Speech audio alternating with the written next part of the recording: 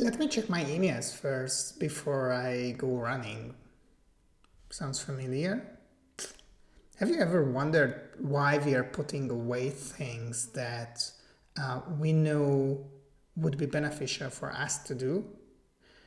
What if I tell you that you can leave these weird habits behind once and for all with just 1 minute of conscious planning each day? Would that make a difference? So today's topic is going to be about procrastination. It's unfortunately a topic that I know way too much about, and it is said that in order to become masterful at any skill, you have to practice it for at least 10,000 hours, and then you can become a master of that skill. Now, if this is actually true, I don't know, then I certainly must be a master procrastinator, and if you're listening to this, my assumption is that you are also affected in any way. So today's video will be about this topic. We will be talking about the basics of procrastination, we will look into the science behind it, and through a couple of examples from my own personal life, I'm going to also give out a couple of ideas on how you can break the loop of procrastination. So if this is something that is interesting for you, stay with me and let's get started. So maybe let's first look at what procrastination really is. If you open up the Oxford Dictionary, then it says something like the act of delaying something that you should do, usually because you don't want to do it. When we talk about procrastination, it is really important to understand that it is not just about laziness. It is a way more complex phenomenon. Let's take a closer look at the brain. Procrastination involves a battle between two parts, the prefrontal cortex and the limbic system. The prefrontal cortex is responsible for planning, decision-making, and self-control. It's like a brain's project manager. It always thinks about the future and long-term goals. On the other hand, the limbic system is all about emotions and all about instant gratification. It's the part that craves pleasure and avoids discomfort. Now, when you face a task that is challenging or hard in pretty much any way or unpleasant, your limbic system kicks in and it tries various ways to avoid it, basically at any cost. And then if it succeeds, this is the thing that will lead to procrastination. Now, several physiological factors contribute to this whole phenomenon. Maybe let's discover a couple of key ones.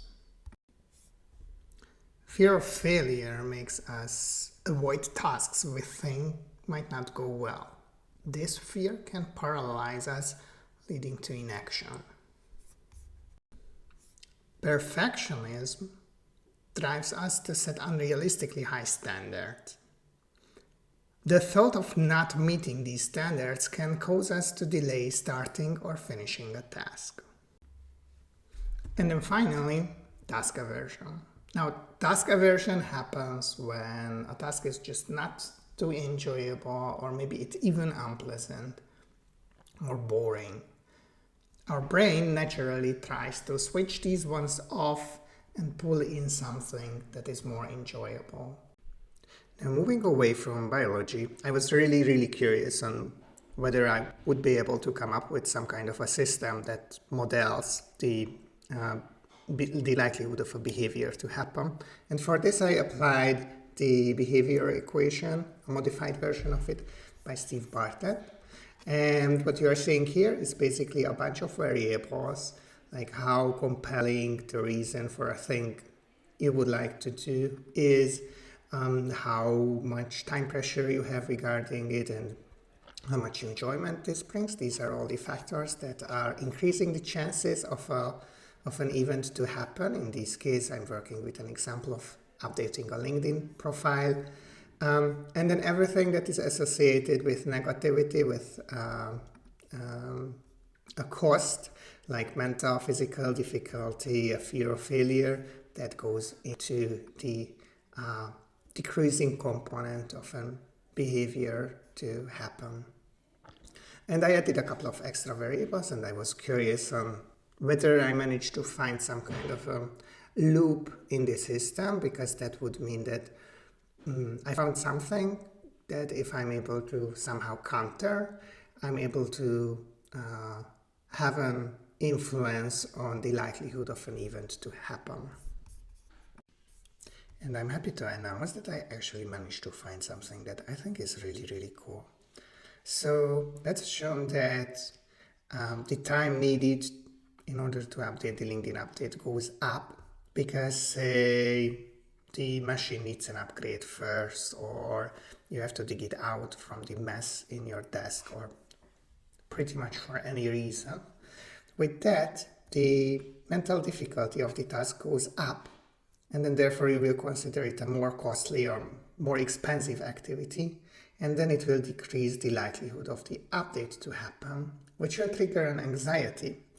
And as a result of the anxiety building up, now the next moment when you think about the LinkedIn update, or 2 days later, you will not just have to think about the mess on your desk, but now you also have to deal with your own anxiety when you think about the task, which will further increase the mental difficulty. That will also lead to an even higher perceived cost, and as a result the likelihood will go even more below. So I think this is actually pretty cool, and I was curious on how the opposite direction works. So what if we add the time pressure element? Say we find an amazing LinkedIn posting and we would like to apply to it, and all of a sudden both the meaning and the time pressure goes up, because now we not just want to update, but we know why we want to update and we want to apply really quickly.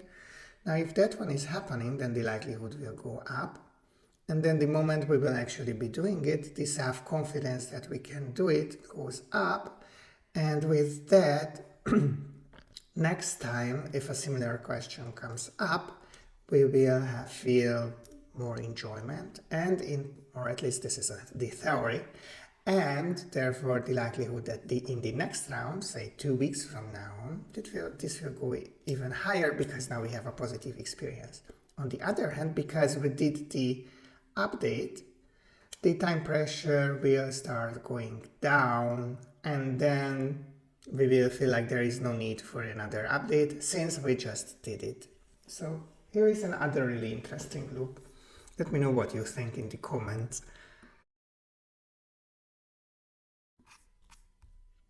To utilize such a system, one has to go through all the variables, or some of the variables at least, and ask themselves, how can I influence the variable so that it goes in a direction that is in the favor of what I'm trying to achieve overall? And then if you do it for all the variables, you will be having a lot of various ideas on what you could do, so that you will be ending up updating your LinkedIn profile in the end. Let me know your ideas in the comment section below. And now I'm also sharing you 3 approaches that I'm using personally, so that I can minimize the chances of procrastination in my own life. Approach number 1, eating your daily frog. This is a really simple exercise, and the idea is coming from Mark Twain, who famously said that if your job is to eat a frog, it's best to do it at the beginning of the day, so that nothing worse could happen to you during the day. If you need to eat multiple frogs, pick the biggest one.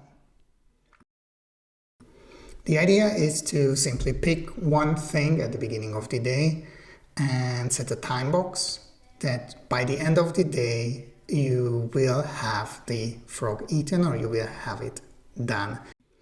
Approach number 2, time boxing.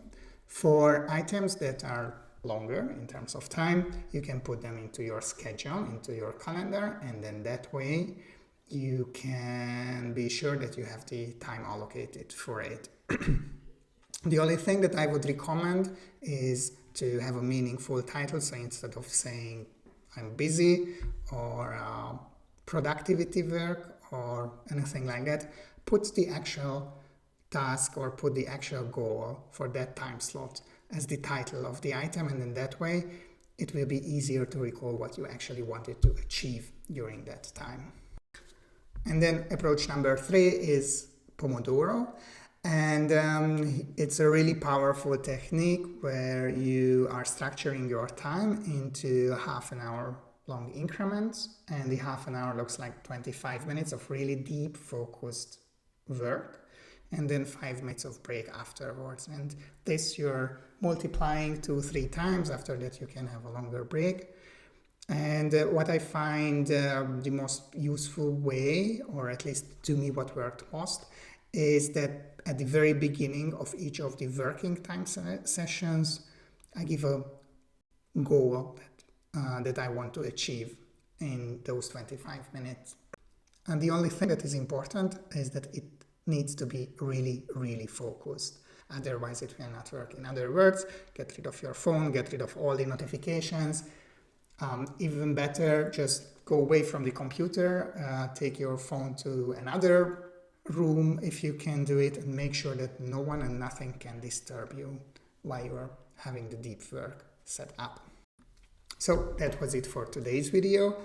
I hope you enjoyed it and you got some practical tips, and I really am super curious to see if anything that I shared to you was insightful or valuable. So please drop a comment below, and if you liked today's video, please hit the subscribe button down below.